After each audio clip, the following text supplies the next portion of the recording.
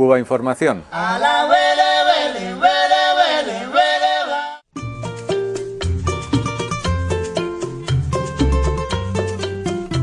Hablamos todo el rato del movimiento de resistencia, pero es evidente que una parte de la población, y una parte de la población muy concreta, apoyó ese golpe militar y apoyó a Micheletti y de hecho apoyó a Porfirio Lobo, ¿no? Por eso está ahí en la presidencia él también, con todas las dudas que las elecciones puedan haber suscitado. Evidentemente, yo no sé la realidad interna del país, ¿no? Cómo es en esa estrategia del movimiento de resistencia, con qué resistencias, valga la redundancia, se junta el movimiento también, ¿no? Por parte de esa población que incluso ha aplaudido, ¿no? La acción militar, el golpe de Estado. Un sector, ¿verdad? Que es minoritario, pero que tiene todo el poder, ¿verdad? El poder militar, el poder económico, el poder político. Y la mayoría, que es el pueblo pobre que está en la resistencia, sindicatos, obreros, el movimiento campesino que incluso nosotros representamos como Vía Campesina, está dentro de la resistencia, el magisterio nacional, las mujeres, los estudiantes, los patronatos, todo eso es el Frente Nacional de Resistencia Popular. Nosotros desconocemos el gobierno actual porque creemos que es una continuación del golpe, ¿verdad? Nada más que es una fase bastante diferente. Y por eso también las estrategias del frente son también diferentes. Aun cuando el gobierno actual en funciones está hablando de una reconciliación nacional, es mentira, ¿verdad? Los argumentos que está usando, tanto en aquel momento como ahora, es la mentira. Porque no hay tal reconciliación nacional. En Honduras la reconciliación nacional solo es posible con la resistencia, porque es el movimiento más legítimo en este momento. Pero han integrado al gabinete de gobierno a los mismos, a los mismos partidos tradicionales, y con eso quieren dar la imagen a nivel internacional de que hay un gobierno de integración. Bueno, pero no es cierto. Gobierno e instituciones del país, ¿no? Porque bueno, recientemente la Corte Suprema de Honduras destituyó a 4 de sus jueces, ¿no? Por opinar en contra del golpe de Estado. Quiere decir que es toda la maquinaria, no estamos hablando solo de un gobierno y una presidencia, ¿no? Sino, pues bueno, no entiendo muy bien de qué reconciliación nacional se está hablando. Sí, efectivamente. El golpe justamente es el del Congreso, de la Corte Suprema. Ahí se une el comisionado incluso de Derechos Humanos, el Ministerio Público y el Ejército, ¿verdad? Entonces, ¿qué ejecuta el golpe de Estado? Esas fuerzas se mantienen vigentes en Honduras, la misma Corte Suprema, el mismo comisionado. Por eso decimos que para nosotros es una integración de mentiras, porque es con ellos mismos, es con los golpistas que se está ejecutando el gobierno de integración, y no con la verdadera oposición política que hay en Honduras, constituida por el Frente Nacional de Resistencia. Entonces ellos, con toda esta imagen, eso, querer captar de nuevo el apoyo internacional, que se mira bastante difícil, la cooperación financiera del país, porque se están dando momentos difíciles en Honduras, ¿verdad? Por falta de estos apoyos de ayuda económica, y el gobierno, pues por eso es el interés de ellos de poder rescatar la cooperación internacional. Sí, y el reconocimiento, supongo, también, ¿no? Desde luego, que se mantiene originalmente en todas las instancias, en la OEA, en los organismos centroamericanos, el SICA, etcétera, la misma situación de antes, ¿verdad?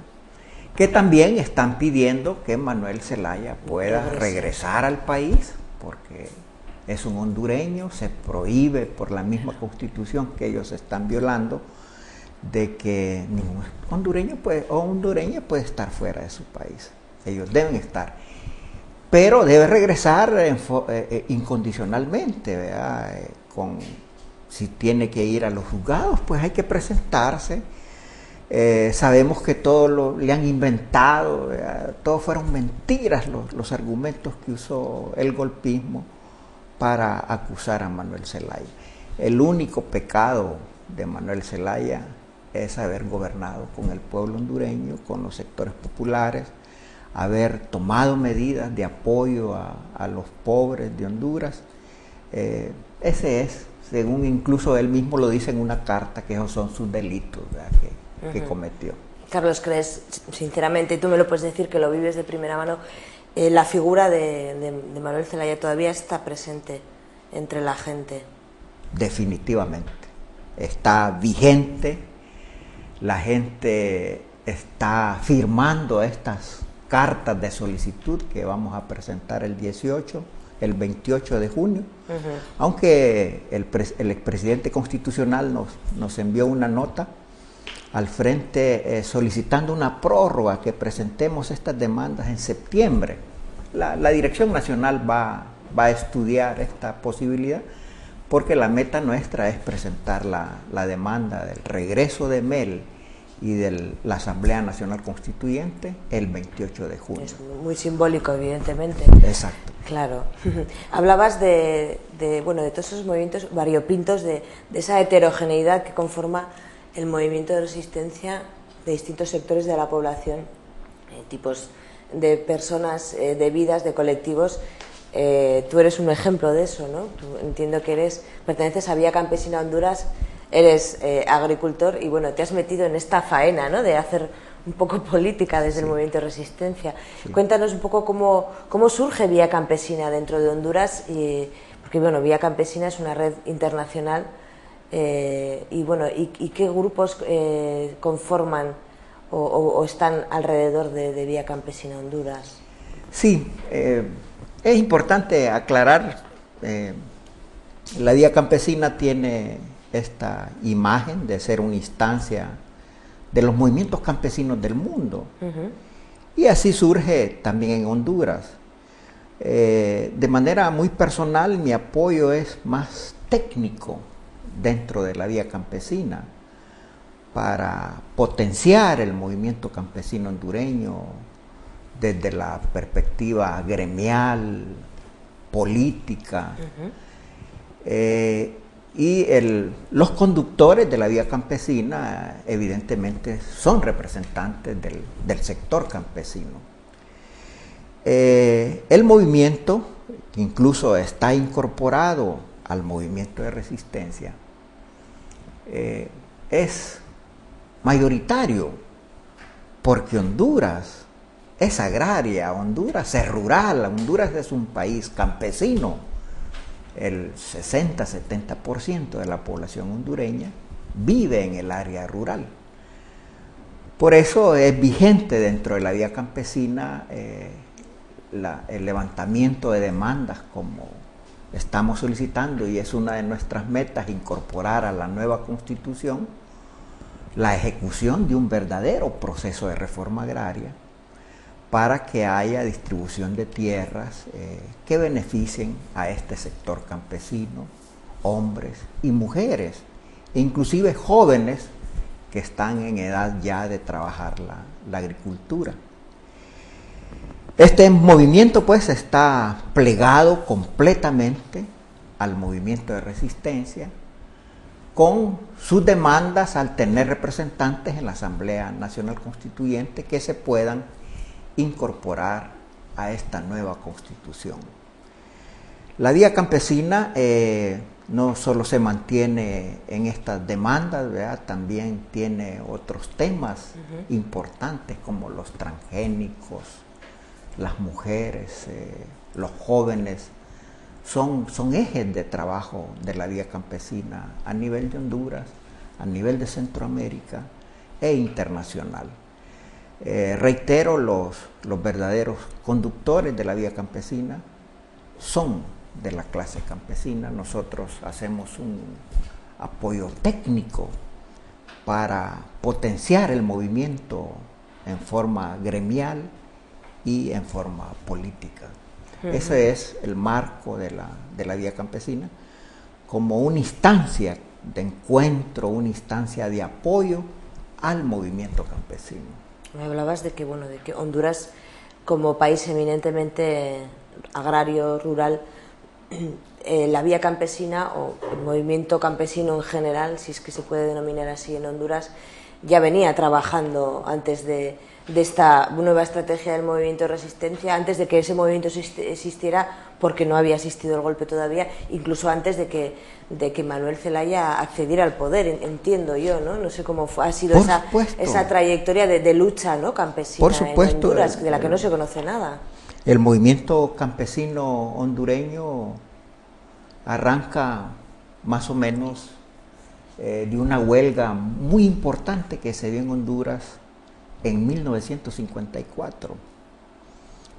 Fue una huelga de los obreros bananeros que estaban siendo expulsados de las compañías bananeras, y estos obreros son los que empezaron a organizar los campesinos.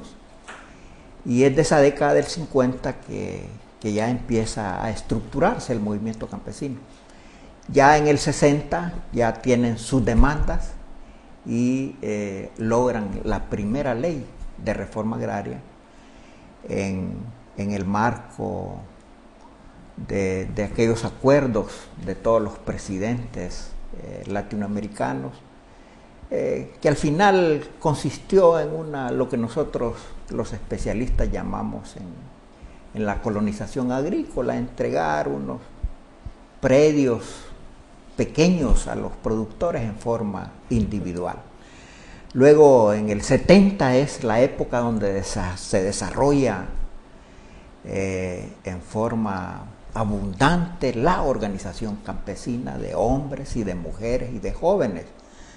Se logra una nueva ley de reforma agraria que efectivamente la literatura agraria hondureña conoce como el período más importante de entrega de tierras en nuestro país, donde se recuperó tierras de las compañías bananeras, tierras de los terratenientes, tierras que no producían o no estaban desempeñando la función social de la tierra.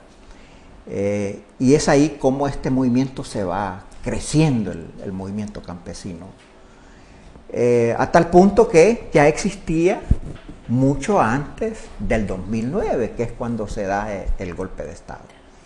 Y coincide con todos estos planteamientos ahora, porque con los cambios que tuvo la economía, con estos tratados de libre comercio, se eliminó esta ley de reforma agraria de 1970 que entregaba tierras a los campesinos, y a través de una nueva ley que se llama de modernización agrícola, la tierra se convirtió en una mercancía. Uno en Honduras solo puede tener tierra si la compra, y los pobres difícilmente van a comprar tierra, además de que no tienen crédito, no tienen asistencia técnica, etc.